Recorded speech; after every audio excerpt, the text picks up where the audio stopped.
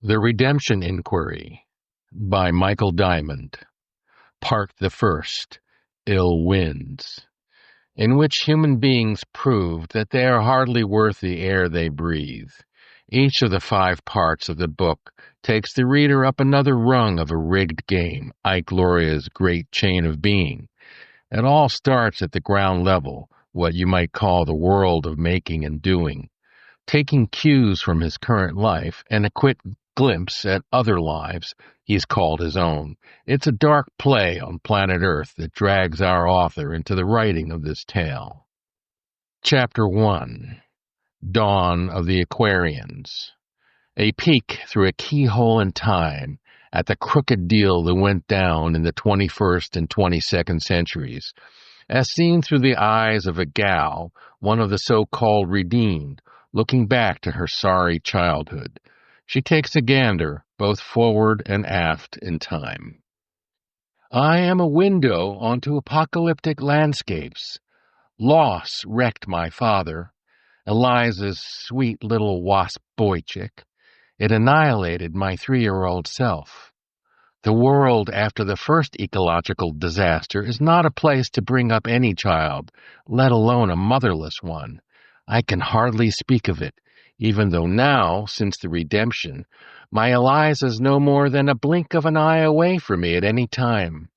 Quantum universal incarnated experiential temporality. QUIET. The technology of the redemption.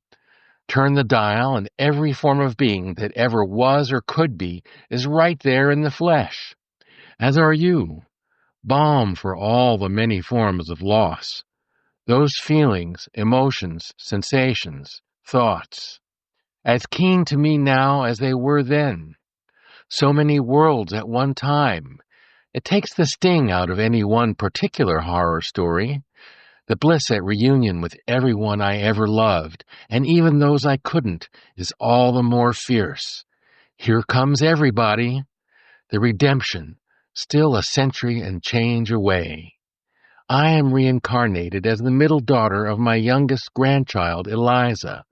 Mother can't put her finger on it, a strangely familiar sense of humor in her toddler's mischief.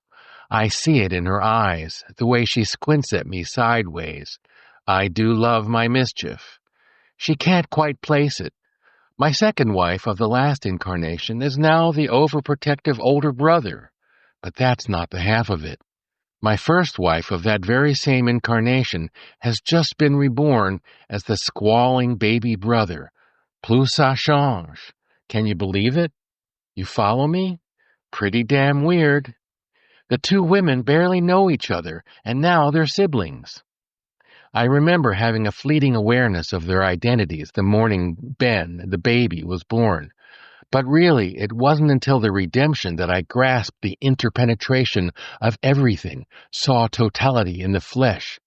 Ben Oni, the son of my pain, of my mother's pain. Mother, sweet Eliza, you died in childbirth. Ah, the wickedness, the insanity of a culture in devolution. It takes my breath away, even though I have her back now at the turn of a dial. I'm a towhead, blue eyes, apple cheeks and all. An evil time. Each of the major cartels has cordoned off its regional water supply through exclusive use contracts negotiated by the politicals that they bought and paid for. The unsuspecting populace is in the dark, as usual, until it's too late. Politics, a deadly distraction. All but a small cadre of cognoscenti are in the dark about the real business at hand. The business conducted in back rooms over encrypted networks by a cabal of sociopathic oligarchs. The hospital where Ben is born only has water on the first 3 floors. It's all they can squeeze out of the local Aquarian authority. Obstetrics is on the 7th floor. The women in their threadbare, starched white uniforms pad up and down several flights of stairs, most in their bare feet, carrying huge pots of boiling water and towels for the comfort and safety of the women in labor. Each bears a scarlet A monogrammed on their blouses, signifying the generosity of the local Aquarian who donates the cast-off clothing of their private medical staff. Buckets of harvested placentas line the hallways, awaiting disposal or use in local Aboriginal ritual. Medical waste lies strewn helter-skelter on the floor and in the rooms themselves. No time to clean up in the midst of a tsunami of parturition. The mystery is why anybody bothers to have children at all. But the impoverished peasantry, such as my family, are nothing if not fertile. Room after grimy room flashes before my awestruck face as I toddle down the hallway alone, waiting for the doula to show up at my mother's bedside. A chorus of moans and sobs washes over my uncomprehending ears. Father tells me not to worry. The doula is a good woman, but there are an awful lot of other mothers in labor. It's a rare sight to catch a doctor striding down those squalid halls. The oligarchs and plutocrats have their own boutique health services, as well as research institutes founded for the purpose of siphoning off healthcare dollars from the federal budget for their own personal use. The deconstruction of the National Institutes of Health is thorough and heartbreaking. Its final vestige is a fig leaf conglomeration of public-private, quote-unquote, partnerships plucked from the ashes by their corporate overlords. Oversight has its eyes gouged out by a series of deft emergency political surgeries. Every government watchdog program has the rug yanked from under it. The hell of it is that most Americans are happy to leave it to the big boys.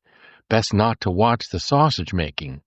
Liberty parceled into technological quanta sold to the highest bidder.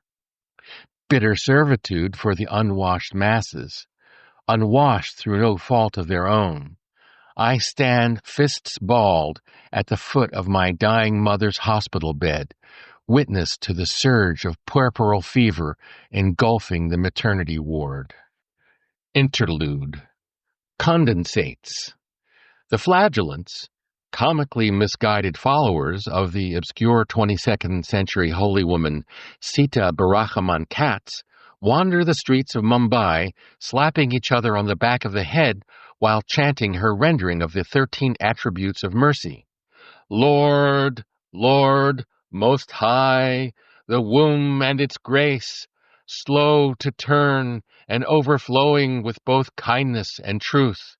Preserver of kindness for thousands of generations, forgiver of iniquity, of twists after our own fashion, and of ill-spent arrows, who purifies but does not purify completely, recalling the iniquity of parents upon children and grandchildren to the 3rd and 4th generations. End interlude. Childbed fever, a 19th century moniker, had been all but eradicated in the civilized world of the 20th and 21st centuries. Expectant mothers were at long last off the hook. The death sentence for the crime of pregnancy was commuted. The bearer of the future Messiah would live. The task had been accomplished by simple hand-washing and other sanitary measures instituted by nurses and midwives. But by the time Ben is born, there are no longer antibiotics effective enough to treat the virulent strains of bacteria bred in public hospitals. The death rate for uncomplicated childbirth now far surpasses the pre-antisepsis levels of 25%. The hanging judge is back. Monstrous nosocomial infections. Nosocomial, our house. A morbid joke. Only the oligarchs have access to the sanitized birthing suites in their big houses, moonlighting government doctors at their beck and call. My family is somewhat luckier than our neighbors. We own an ancient vehicle powered by the elixir decanted from decaying vegetative matter generated on our farm. On the road to the hospital, we see a carload of fancy doctors, identifiable by the big red A emblazoned on their hovercraft as they zoom past us to the Aquarian overlord's manor. They have all fared well in the battle for potable water. All it takes is a sweet assignment behind the battlements of one of the Aquarians. Our family is not so well connected. My sweet Eliza, my granddaughter, my mother, just another casualty of the water wars. Let me tell you how it goes down. Few shots are fired, though armed surveillance posses hem in all the available reservoirs, underground springs, and remaining active riverbeds. Within months of the passage of H.R. 909, the Water Conservation Act of 2059, all known sources of potable water worldwide are siphoned up by a handful of corporate bloodsuckers, most in the guise of quasi-governmental entities innocuously dubbed the Aquarian Institutes. As cosmic irony would have it, the bill is signed into law on, of all days, the eve of Tisha B'Av, the spiritual nadir of the Hebrew calendar, the anniversary of the destruction of both holy temples and a whole boatload of evils since then.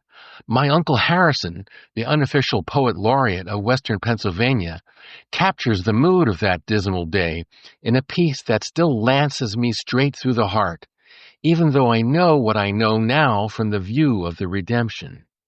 I'll take my words straight, unadorned, naked letters standing in the stark white wilderness, stripped bare of connection. The majestic ruin of ancient impulse. I feel the heat of the yellow court burning in my chest, the messages of 1,000 pagan nations rising in slow-moving billows of sulphurous smoke. We stand in the basement, lights half lit, a dozen cushions strewn over the linoleum floor, a dozen unwashed souls in mourning for the losses of the past 27 centuries. Some lean against walls, some crumpled upon cushions, heads held in knobby hands. Some pace the floor expressionless. No words of greeting are exchanged, only wordless acknowledgement of each other. Some still persist in their mundane habits, absently injecting their particular brand of annoyance into the heavy air. Today is not the day for baseless hatred. We have all paid the price for that in our own lives, the inescapable ruins. The boiled egg is eaten, coated in ash, with a crust of bread and a gulp of tasteless water from the spigot. The sweat of the previous evening dried on our skin, hair matted in its own oils. You couldn't pay for a more complete purgation. The cries of gulls scavenging the shore. We are mollusks in their beaks. Let me crash against the jetty, splay open the hard shell. Let the tender, quivering flesh lie exposed so that scavengers may eat.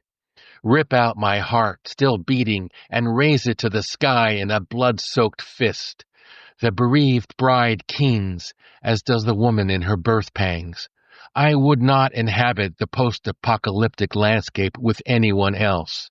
These people are enough, each a testament to a particular way of being destroyed. And at our lowest, the searing flash of the infinite light reaches the bottoms of our souls and snaps our minds to attention. We are laid waste without impulse. The yellow court is empty, though the smoke of its conflagration still hovers in the air. The cars proceed through the silent village, headlamps on in broad daylight. The time for leaving is now. Water conservation, my ass. The public is anesthetized to the political doublespeak that labels the stealing of precious resources as conservation. Some joker actually proposes importing moon water, first discovered that same fateful year that set the whole calamity in motion, 2009, the year of the corporate singularity. Chandra, a space mission from India. Imagine the entrepreneurial possibilities.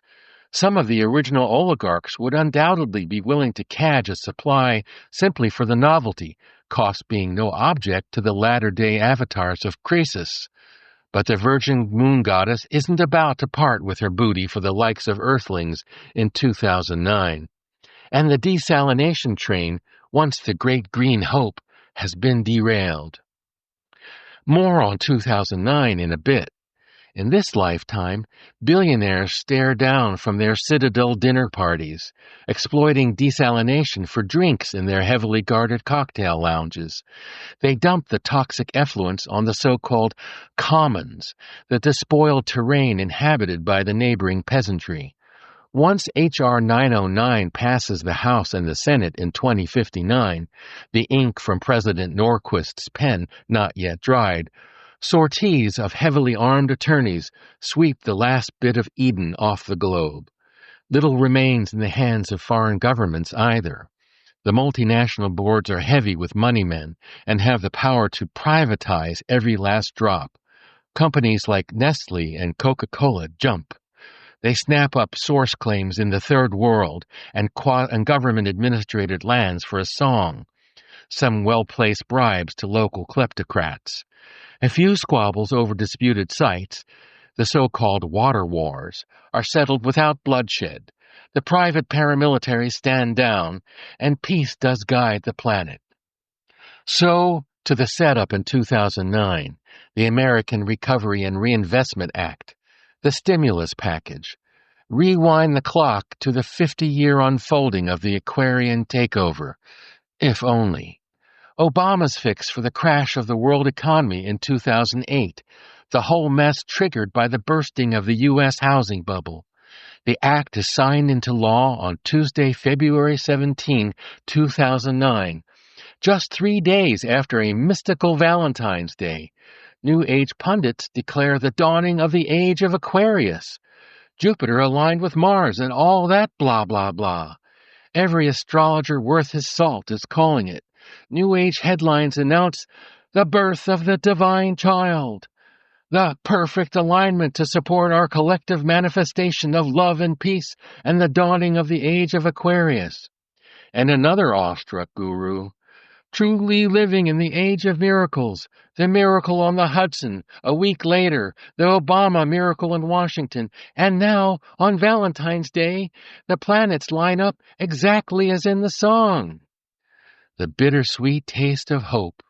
And from the Princeton noosphere, the instruction to celebrate the day by producing, quote, the heart sound, as a sonic valentine for Mother Earth at noon for 5 minutes or more, unquote. They modestly add the caveat, quote, it is important to keep in mind that we have only a tiny statistical effect, so that it is hard to distinguish signal from noise, unquote. Right. Noise. How could so many well-meaning souls be so wrong, like 180 degrees? Well, they were part right. It is the beginning of the end of free water. Buried deep within the stimulus bill is a bonanza that will be diverted into the hot little hands of the proto-Aquarian masters. $4.6 billion for the Army Corps of Engineers for environmental restoration, flood protection, hydropower, and navigation infrastructure projects, and $1.38 billion for rural drinking water and waste disposal projects. It's all there in black and white. Peanuts in a way, but seed money enough. Throw in the free labor of the Corps of Engineers who work overtime to, quote-unquote, secure and protect every drop of water that burbles out of Mother Earth's lips. Flash forward a few decades to me standing in the street next to my pregnant mother. She crouches like prey in the face of an inexorable predator. I hold her hand as her entire body convulses with sobs. We are laden with ancient milk tins that we use to supply the farm with water. We have a whole wagon load to fill up. Sunday mornings are my favorite mama ritual. We are both secretly happy to get away from the grind at the farm for a few hours. I look up perplexed at her face as she covers her mouth in horror, and I follow her gaping eyes. The jackbooted Aquarian paramilitary have come to seize our village's only well, a carefully kept secret that had survived the water wars undetected. Some well-paid snitch has turned in the whole village. The reprisal is swift and merciless. No more fresh water for Clarion, PA. A lingering death for those families with no compromat to trade on, no Protexia swag. I didn't realize at the time that what this might mean to a pregnant mother unable to have access to fresh water. That's how I lost her. I only understood it now, from the perspective of the redemption. My parents sheltered me from the dire peril under which we are living. The fact that I can tell you this now is a testament to the power of quantum universal incarnated experiential temporality, QUIET. As I said, it takes the sting out of any one particular horror story. This one was Clarion's apocalypse. The same malevolence befell many another small town and hamlet, like down in Ligonier. I remember Ligonier when it was still green. Grove Run Spring and Lynn Run State Park, where my grandparents, oh yes, of the previous incarnation, used to take me to fetch water. The view from the redemption is bracing. The delightful shock of the aquifer tapped from deep underground, a spring in the heart of the mountain. My then little boy eyes sparkle as it glugs ice cold into the bottles we bring. In my next lifetime, as a tow-headed little girl, the spring is swallowed up in the reconsolidation of the melon holdings under the aegis of the Western Pennsylvania Aquarian master. A secretive pharma billionaire, his major civic contribution is to revive the savagery of the hunt at Rolling Rock Farms. A rich tableau of social Darwinism for anyone not too weary to pay attention. More than just rolling out the blueprint for stealing all potable water from the thirsting masses, 2009 also lays the groundwork for total, unmitigated environmental catastrophe. The Waxman-Markey bill is smothered in its cradle by a coven of U.S. senators never to see the light of cap and trade. The feds eventually withdraw from all international and environmental protection treaties. The EPA's twisted mission is to fund research to prove that global warming is a hoax. The bureaucracy of the putative quote-unquote deep state is completely in the thrall of money, as the corporate boogeymen had always planned. Only in the void that follows could the average Jane or Joe see what had been the genuine service of most government workers, the so-called quote-unquote enemies of the people. Too late. Protecting Mother Earth from grand-scale rape just isn't in the cards. 50 years into the 2009 Recovery Act is signed into law. Total ecological meltdown. The intended benefactors of the Water Conservation Act of 2059 are sitting pretty with their hands in the till. The kingdom of the water bearers is a done deal. Anarchy and oligarchy, the black and white keys on which the neo-con artists play the republic. Interlude. Condensates. It is the bureaucrats who are in the magician's assistants. The nephesh, the nafs, the po. No matter the spirit tech or its lingo, the mischief of the body, the little spirits that run the machine. Ill wins. They can cut your sick leave in half or double your comp time. They are under the dominion of the palace of time. Without time there is no wealth. There is nothing doing, nothing to be made. There is no discrimination. It's everything all at once, a kind of wisdom you can't fit into your head, the kind of wisdom that explodes into the universe at Sinai. The creator of the universe wants to make itself known. That's where the bureaucrats come in. The creator tries the everything all at once approach. Everybody falls asleep. It's way over their heads. So then comes the one thing at a time approach, the one thing after another. The leadership, the leading edge, the plane of vision turned on its side. This is where Jethro, other man, comes in, the added man, the prophet, the father-in-law, the Midianite priest. He suggests the interposition of layers, bureaucracy, consciousness, a Viennese Doboschtort. So when the big download comes, the major 411, there is already a form which precedes information. His name, the same linguistic root as the additional soul, the neshama yetera, required to receive the Sabbath peace, capacitance. Barachaman Katz, Sita, the Book of Jethro. End of interlude. The Aquarians are only errand boys for the impending Dark Age. The coffin of civic consciousness is nailed shut by the hammer of electronic disinformation. That is the handiwork of corporate boogeymen, government agents, and lone sociopaths. The rise of the trolls. Truth drowns in a deluge of alternate facts. The God of the spirits of all flesh eclipsed by algorithms. Algorithms that reach directly into the minds of every woman Jill and her Jack, tickling the psyche with sub-threshold conversation.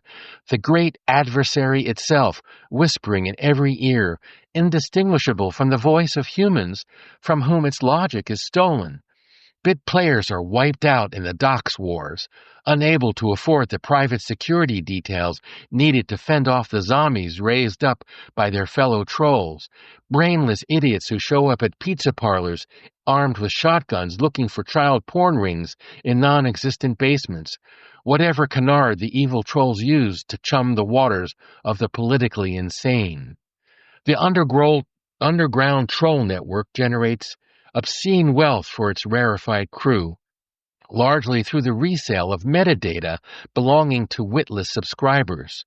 Chief among the perps is the Queen of Trolls, who dubs herself Dr. Illuminatus and her minions the Illuminati. Dr. Illuminatus knows just what her patients need. She pulls the strings on a vast empire of fake news outlets and AstroTurf interest groups, cyber guns for hire. Illuminati and kin spread bot-borne pox. Be afraid, they whisper. Your neighbors are plotting against you. Hate them. And those who don't rise to the clickbait are offered tastier and tastier earworms until they bite. Fra Lolo's 14th century app, Ars Magnus, repurposed for the 21st century. A sinister logic tree. The medieval tool converts heathens to Christians. The latter-day machinery, every citizen a cannibal. Plus ça change. The post-industrial Dark Age shrouds humanity in dense intellectual silence as the world descends into oligarchic feudalism. My Uncle Harrison, a self-taught man of letters, Eliza's brother, and therefore my grandson in my previous incarnation, if you follow me, lives in a farmhouse he built with his own hands up the mountain on Lover's Leap Road in Leechburg, PA. An early adopter of solar energy, he is off the grid in every way possible. Before Ben is born, we visit Uncle Harry pretty often. I sit at his knee and listen to him preach his gentle gospel of self-sufficiency. Beautiful ancient printed books commune with one another on every wall of Uncle Harrison's modest bungalow. Leather-bound, cloth-bound, the occasional worthy paperback, as they once were called, as well as a few pristine examples of the 3D leatherette beauties, remnants of the short-lived neo-literate revival, complete with electrostatic dust jackets. The neighbors view him with cranky suspicion. He has no use for the weekly Aquarian pep rallies. His absence there is noted. And what does he want with all those books anyway? Rocks are hurled through Uncle Harry's windows in the middle of the night. But he never thinks it will amount to more than that. He doesn't own anything of value other than his books. After all, over 3/4 of the county's population is illiterate. They have no more use for the written word than they do for each other. No matter. Every year on Earth Day, Uncle Harrison stands on his back porch and orates. Harry's chosen tract, The Prayer of the Creatrix, from the Aquarian Bible, an ancient anonymous work of eco-spirituality. Some say Harry wrote it himself. Some claim it goes all the way back to Adam. He reads slowly, with many a dramatic pause and flourish. He ceases to read altogether at times, waiting for the spirit of oration to return to his larynx as he scans the scrawny wood, the tattered patch of cattails, the dull eyes, and the stopped ears. It takes several long and luxurious hours. But by some miracle, no one in the crowd of dozens of unlettered souls ever complains. They sit on picnic blankets spread out in the meadow behind Harry's house, where the wild turkey once strutted before its extinction, taking in the annual Uncle Harrison show. Neither does anyone stir, but all sit in rapt attention, whether or not they understand a word he says. As he reads from the antique tome that sparks and crackles in his meaty paws, the liquid syllables tumble from Uncle Harry's lips. Drop into the sea like a stone. A merciful death, no lingering suffocation among the waves. Those chariots are not going to arrive at their destination, nor their horses, nor their riders. A new vista opens up, wordless, into the unknown. The air is fresh and cold enough to freeze your thoughts before they spring from your head. The locals are friendly, but only up to a point. Pay your workers well, the laborers in your field. It is they who bring the harvest, who carry home to you what is good, what is edible, what is sweet. The rest goes up in smoke. The dark lord of the north would have his due, the palace of the sun long since left behind. Tsit-tsit, the sound of burning that unglues the eyes. Burn away the factory packaging, the cellophane of wax tears, the styrofoam balls that cram the throat, the moleskin covering your real skin, the dehumectant stuffed up your nose, the machine oil that fills your auditory meatus. Then you'll hear.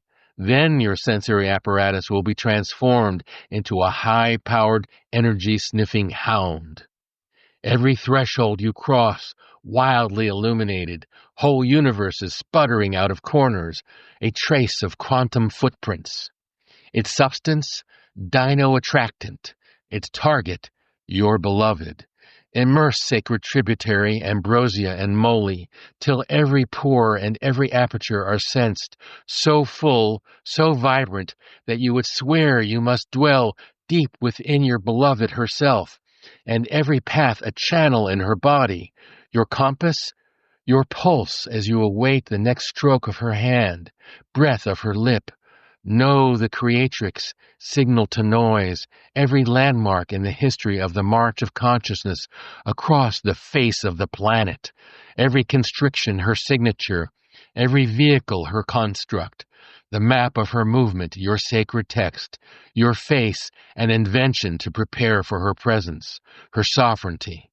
Bittersweet remembering, yet something separate and apart, what remains to enter consciousness, the spark, the womb, and the crown descendant. By what act of will may you return to your first turning? By what grace may you forgive yourself everything? What rising tide, what portent, what whirling global mass? Blessed is the tire of loose ends, no matter the angle of the sun, phase of the moon, arrangement of the stars.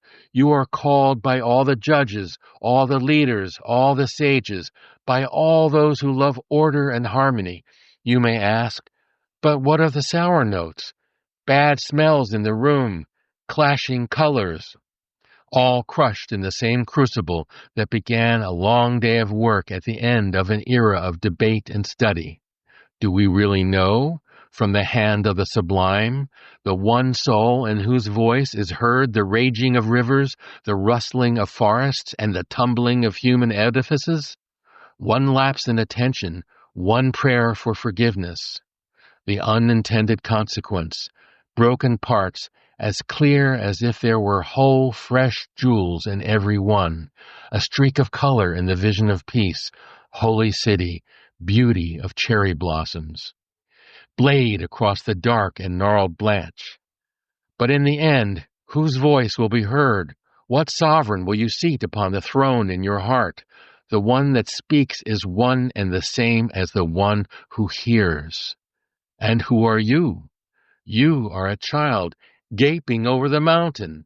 You are one in a line of vehicles, thousands of years old, a renewable form. You are the bowman, the javelin thrower, the catapult artist, the swinger of the mace and the broadsword. You have learned your arts telepathically. Your job is to remove all the impediments to union, all that which dulls the senses and besots the mind. So, while you jockey for position, while you find your place in line, while you put your pedal to the metal, remember this. It is she whom you seek in all her hot glory, her mystery, her cloud.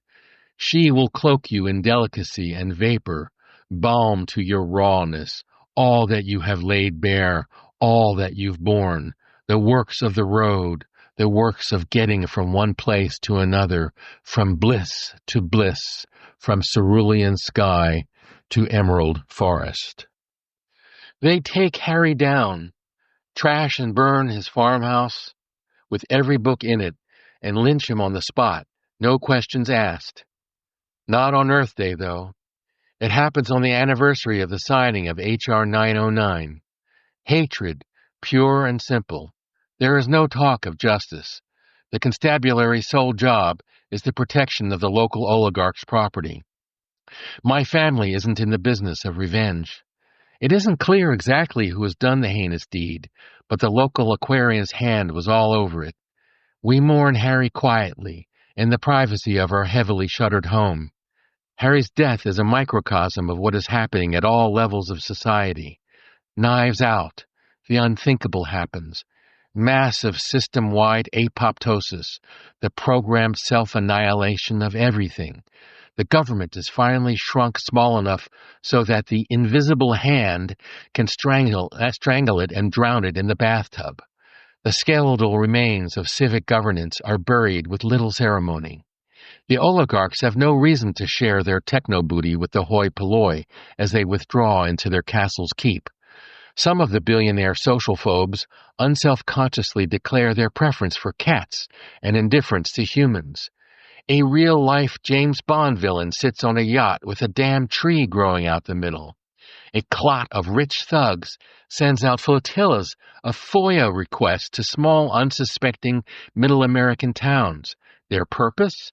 Simply to crash the overwhelmed local government structures of the towns and hamlets that can't handle the flood of paperwork generated by those gratuitous inquiries. Ha ha, he, boys will be boys. Billionaire anarchists clearing the decks for their eventual hostile takeover.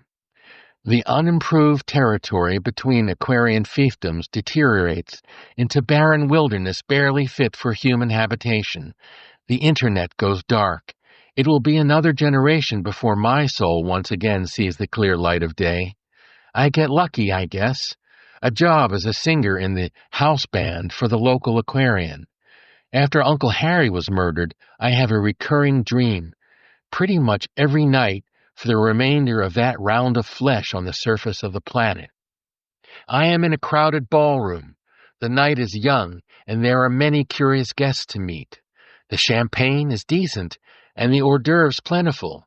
I am feeling a modest flush of pleasure as I finish my second flute of champagne. A faint whiff of lavender reaches my nose. Somewhere, a string quartet plays the usual chestnuts from the chamber repertoire, competent but not compelling. Every hour, an army of messengers is dispatched by the host to inform half of the remaining players, for we are all part of a large party game, that they are no longer in the running. As it happens, most elect to resume eating and drinking and mingling with the other guests. The assortment of characters runs the full gamut of humanity, ambassadors to busboys, industrialists to file clerks, university professors to charwomen, all decked out in crisp formal attire. The host has provided the evening wear for the guests. All that distinguishes one from another are the details of coiffure, a decorative cummerbund, a sash, a shawl, a piece of jewelry, a manicure, a top hat. As the evening wears on, I become increasingly aware that the herd is thinning. I realize that I have no idea what the point of the game is. At last, a hush falls over the room. It is nearly dawn, and the final sortie of messengers is about to be dispatched among the revelers. They are to find one of the last two players and inform him of his status in the game. I suspect that I must be one of the two, as the messengers have passed me by without a word in each of the previous hours. I swirl my drink, smile at the girl standing next to me, and wait to see what happens. Suddenly a shot rings out. All eyes are on a middle-aged man in a blood-spattered tuxedo who has fired a bullet into his own head. The antique revolver still smokes in his hand. As he lies dying, I rush over to see the man, apparently the other remaining contestant, just in time to hear him mutter his last words. I couldn't stand the suspense. The paramedics whisk him away into a waiting ambulance. As the siren fades in the distance, conversation among the guests picks back up in a gradual crescendo from hushed tones to an occasional ripple of muffled laughter. At an unseen signal from the host, the quartet resumes play. I have no idea what to do or say. No messengers fly out of the wings. The host is nowhere in sight. It occurs to me for the first time that I know no one in the room. 1,000 previously unconsidered questions come flooding to my mind, but I hesitate to engage any of the other guests in my speculation. I am fairly sure they all have been eliminated in the game, but I remain uncertain of the significance of that fact.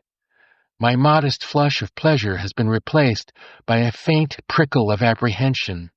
I turn back to make a carefully considered remark to the girl who was standing next to me, but she is gone. Trade continues among the new feudal lords. Human flesh is cheap. I should know. The downside of being a house singer for a rich sociopath. The radical #MeToo movement has long since faded in the rearview mirror, declared a terrorist organization by the Aquarian Council. My family manages to eke out a subsistence on account of the fact that both of my parents can read. My father forces himself to keep up the family business after my mother dies, though he hasn't the heart for much else. Citizens from villages within a 50-mile radius come to our house to ask him to read their tax bills. Of course, it's only the poor proletarian chumps who have to pay taxes. The fear of the dire consequences of missing a tax payment inspires their grudging appreciation for the lost art of reading. In exchange, my father accepts fresh produce, canned goods, barnyard animals, clothing, furniture, tools, farm implements, building supplies, empty containers, and occasional found objects of exceptional beauty. That had been my mother's department, but he keeps the collection going in her honor. Beauty. There are no real amenities in our brittle no-tech society. The infrastructure implodes. The shared power grids have long since crashed under a series of withering cyber attacks, nation upon nation, corporation upon corporation. Roving bands of cyber mercenaries and internet privateers orchestrate the takedowns for the highest bidders. The inheritors of the original Aquarian masters have gone off the grid long before its final coup de grace. Telecommunication is reduced to messages relayed among electronic devices cleaving to their lords and masters' whims. The ability to travel is preserved by algorithmic communication among vehicles that fly, crawl, and swim untouched by human hands. But 2009, the very year the chips are set up for the Aquarians to sweep them off the table 50 years later, something else is afoot. Something that would rend the social fabric into tatters, even more than the backroom machinations that deprive John Q. Public of that most basic element, water. The linchpin of the anti-democratic movement that eventually sweeps the oligarchs into absolute power, the bold move that more than any other single event seals the deal between the oligarchs and the kleptocrats. The virtual coup d'etat that precedes the actual one. The sequela of the illness and the body politic that will persist until the redemption. What is the massive fiscal sleight of hand perpetrated by the henchmen of the Fortune 100 fat cats? The judicial takedown of the electoral process, citizens united. It is the honest-to-God tipping point since that same fateful year, 2009. That's when the blinkers get pulled over the eyes of the American electorate, never to be removed. 2009, the year of the stimulus package, is sucked irretrievably down the insatiable maw of the politico-fiduciary complex.